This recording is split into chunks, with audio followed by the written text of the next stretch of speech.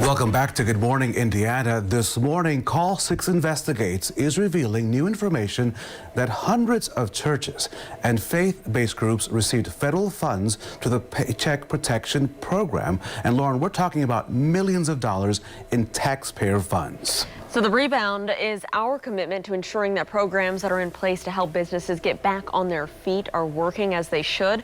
And our Kara Kenny is sorting through who got the most money and why some say more needs to be done to protect taxpayers and the First Amendment.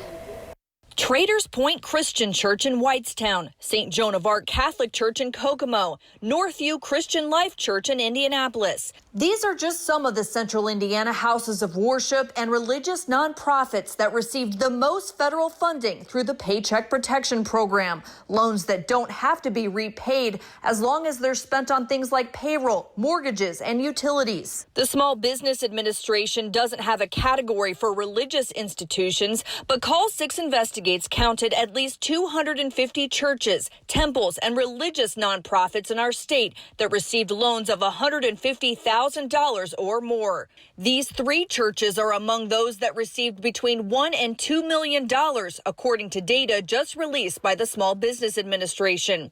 The pension fund of the Christian church based in Indianapolis received $1 million. The nonprofit serves 14,000 pastors and 3,700 congregations and used the money to keep paying its employees and rent.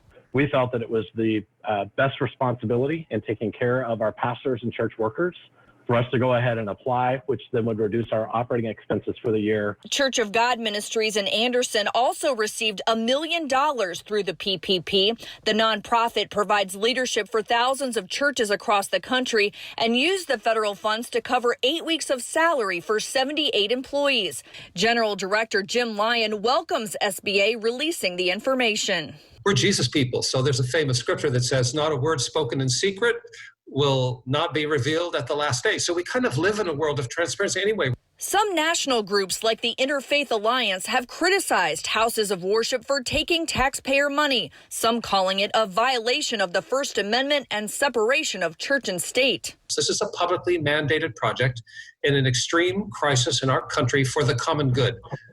The church-state issues are only relevant if certain churches were favored above others, if certain religious groups or even nonprofits were favored among others. But that's not the way this works. Everyone has equal access. The Interfaith Alliance says while certain denominations were not favored, the group is still concerned. Just doesn't quite sit right.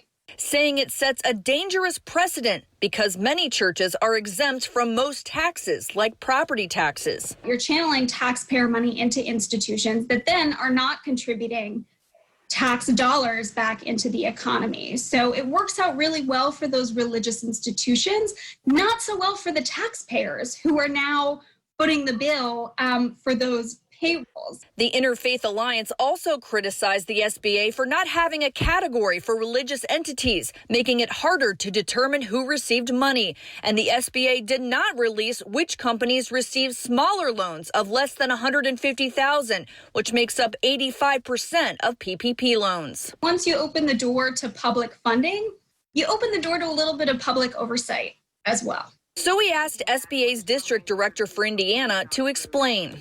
A lot of those small loans, their address is their house. There's a fine line between being transparent and protecting people's personally identifiable information. Do you feel this is a good use of taxpayer money? Well, I mean, absolutely. I mean, nonprofits do have employees, and the whole idea is to keep folks on the payroll, to keep them off unemployment, to keep the economy churning along as best as possible. The Paycheck Protection Program still has $130 billion left, and businesses can apply through August 8th if they haven't already received one. Central Indiana churches and nonprofits are grateful for the money, while some groups are urging the SBA to release even more detail moving forward. Kara Kenny, RTV6.